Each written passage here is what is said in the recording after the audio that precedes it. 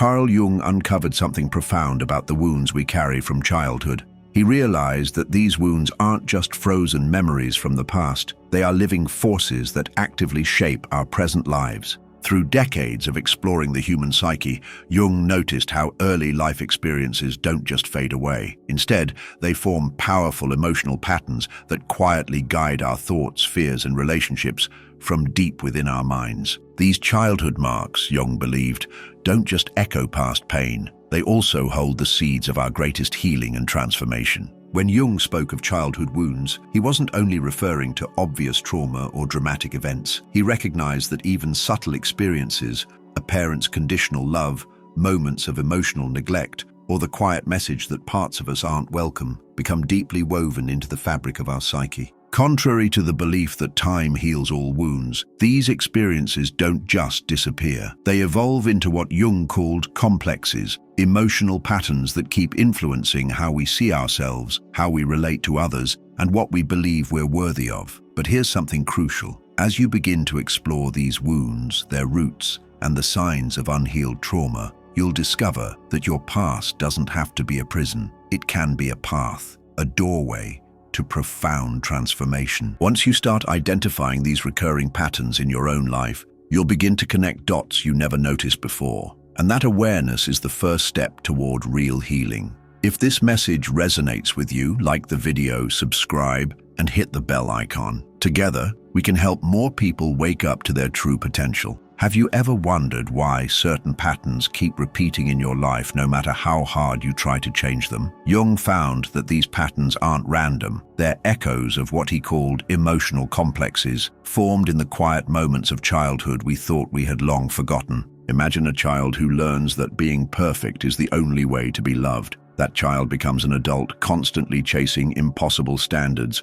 always feeling not good enough. Or think of a child who feels their emotions are too much for others. Years later, they build invisible walls in relationships, afraid of letting anyone in. These aren't just habits or personality quirks. They are emotional echoes of wounds still waiting to be healed. Jung discovered that in order to survive emotional pain in childhood, our young minds built protective shields, mental strategies created to help us cope. But what makes his insight truly revolutionary is this: those wounds don't stay in the past. They actively shape how we see ourselves and the world around us today. Yet Jung saw something powerful in these patterns. They weren't just sources of pain, they were pathways to healing. When you find yourself overreacting to small situations or feeling overwhelmed by certain relationships, those aren't random reactions. Jung called them invitations from the unconscious. Moments when your psyche is trying to reveal what needs to be healed. Think of these wounds not as permanent scars, but as emotional signposts. They're maps guiding you back to forgotten parts of yourself, parts waiting to be seen, claimed, and transformed,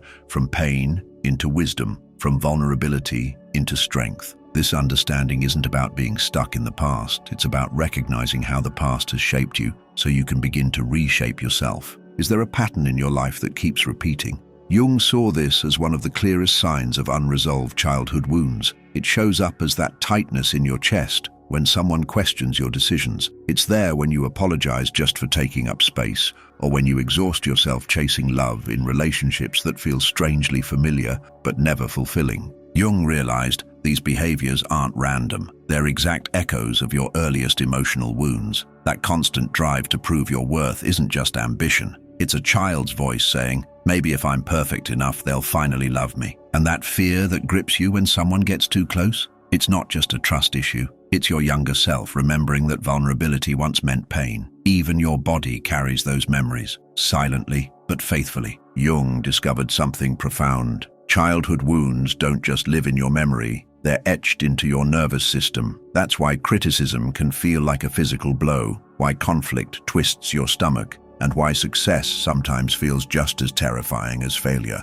These aren't character flaws, they're survival strategies, once useful, now outdated, keeping you stuck in old patterns. Here's the game changer in Jung's insight. These signs of unhealed trauma aren't just problems to fix. They are messages from your psyche, showing you exactly where healing is needed. That relationship that triggers intense anxiety, it's revealing where love became entangled with fear. That irrational panic at work, It's pointing to a place where your self-worth became conditional. So instead of judging yourself for reacting, pay attention. What makes you shrink when you want to expand? What makes you hide when you want to be seen? These aren't just emotional responses, they are doors. Jung saw them as pathways leading directly to your deepest transformation. And once you start walking through those doors, you'll find your deepest wounds can become powerful sources of wisdom and strength. Jung also uncovered something most people never realize. These wounds create what he called the shadow self. But the shadow isn't just your dark side.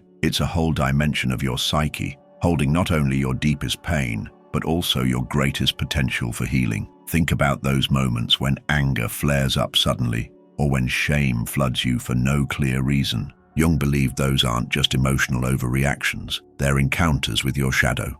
It's where the child who was told to stop being so sensitive is still crying, where the perfectionist still struggles, hoping love can be earned, where the part of you that never felt safe still hides. The shadow doesn't just hold pain, it holds every authentic part of you that had to be buried to survive childhood. Your natural joy if you were told you were too much, your healthy anger if it wasn't safe to say no, your real needs if expressing them made you feel selfish. Facing your shadow is the beginning of reclaiming yourself, the self that existed before you had to protect it. Jung understood something powerful. The parts of yourself that were pushed down don't disappear. They sink into your subconscious. You may not see them clearly, but you absolutely feel their influence. They shape your decisions, your relationships, your fears, quietly but powerfully. And here's the transformational truth. Your shadow, the part of you that was hidden, also holds untapped power.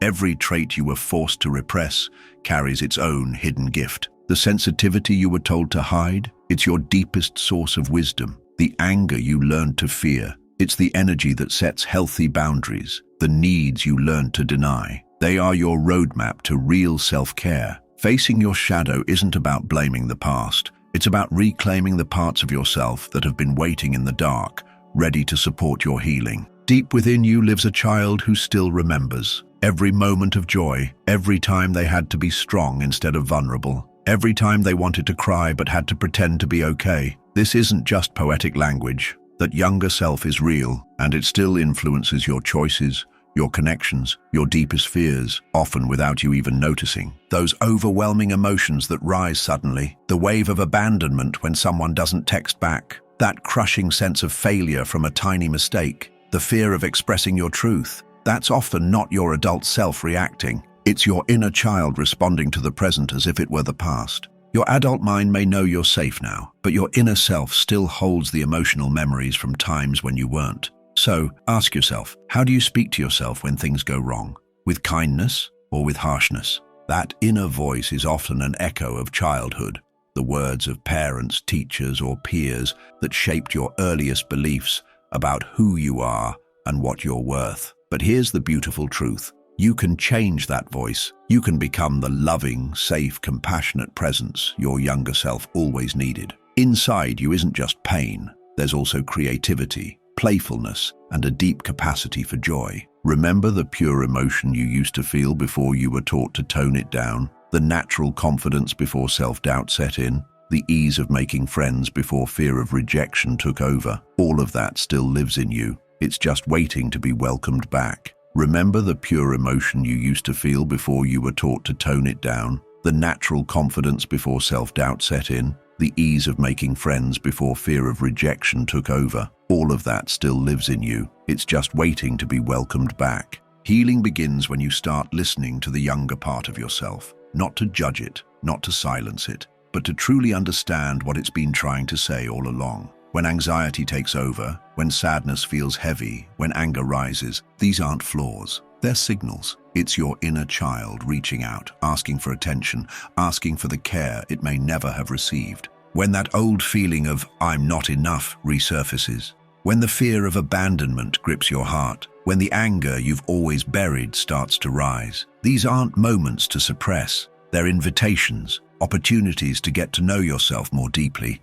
Every emotion is a messenger. Every discomfort carries hidden wisdom. Every ache points towards something that needs attention, not rejection. Think of healing as learning a new language, the language of your own heart. At first, it may feel overwhelming, too intense, too foreign, but slowly you begin to understand. You begin to translate that anxiety before speaking in public. It's your voice asking to be reclaimed. That heaviness in your relationships, it's your heart guiding you towards something more real. That fear of shining too brightly, it's your inner self showing you that it's time to be seen. And here's what transforms everything. This journey isn't just about managing symptoms, it's about coming back to yourself. Each time you respond to pain with compassion instead of criticism, each time you choose authenticity over approval, each time you honor your needs instead of burying them, you're not just healing, you're coming home. You're not just healing wounds, you're expanding into your fullest potential. Remember, healing isn't linear. Some days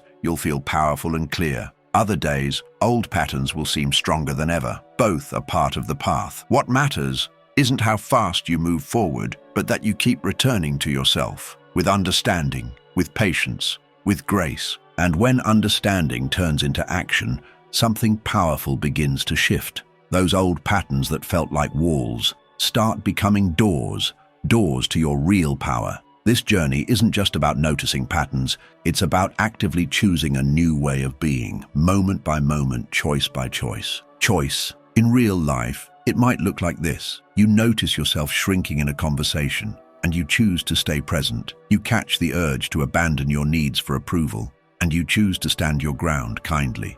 You feel the panic of imperfection, and you remind yourself your worth is not tied to performance. These small moments of awareness and choice, that's where transformation takes root. And here's what makes it so powerful. You're not just changing behaviors, you're literally reprogramming your emotional responses to life. Every time you choose self-compassion over self-criticism, you're teaching your nervous system that it's safe to be authentic, to be vulnerable, to be fully alive. The deepest change happens in your relationships, with others and with yourself. The relationships that once drained you either evolve or quietly fade away, naturally, without force. You start feeling drawn to different experiences, new environments, new people, because now you're operating from wholeness, not from the wound. And the most powerful transformation, it happens in those quiet, ordinary moments when you choose, even for a second, to respond to life in a new way. Now it's time to turn understanding into action, through practices that aren't just techniques. They're keys to unlocking your most authentic self. Start with the sacred pause. When emotions flood your system, when old patterns begin to resurface, breathe intentionally. It's not about controlling how you feel, it's about creating space between the trigger and the response. And in that space lives your power to choose. Notice the sensation in your body. What's tense? Remember, your environment shapes your healing. Surround yourself with people who respect your boundaries, honor your growth, and recognize the authentic you emerging. And yes, sometimes the bravest step is creating distance from relationships that keep repeating old wounds. That's not selfishness.